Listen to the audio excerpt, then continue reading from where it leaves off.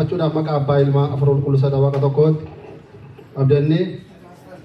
kennaa guyyaa jimaataa maariyaam badhaasa gooftaa gara bakkamse ganaa durbee haadha hundumaa kennaa guyyaa jimaataa maariyaam badhaasa gooftaa gara bakkamse ganaa durbee haadha ulfinaa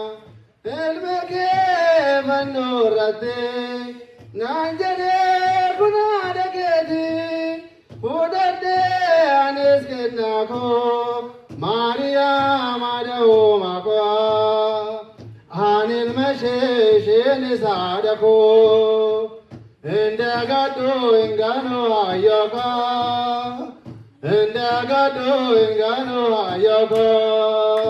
kennaa guyyaa jimaataa ol kaa'amee tokko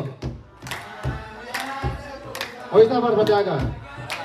jibbaamsi ganaa durbee haadha hundumaa kennaa guyyaa jimaataa maariyaam badhaasa gooftaa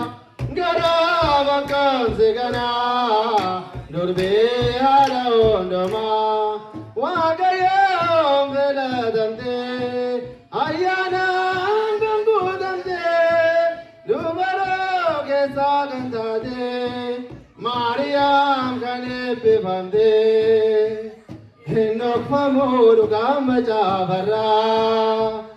ati gooftaani caalte hundaarraa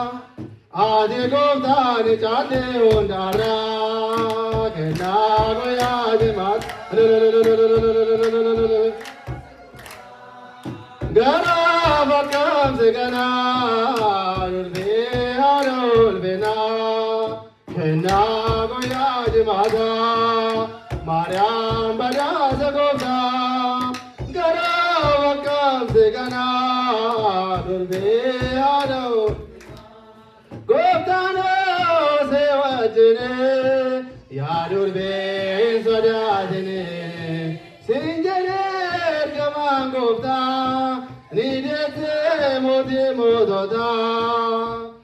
ani ilma isheen haadha koo indagadhu ingano ayoko indagadhu ingano ayoko maariyaam badhaasa gooftaa gara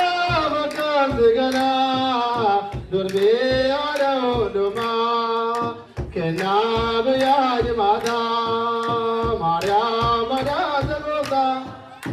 gara bakkamse ganaa durbee haadha ulfinaa dhaabbattee mirga gooftaa addunyaan ni kadhattaa urgooftuu fooliin addoosee maariyaam haadha yesuusee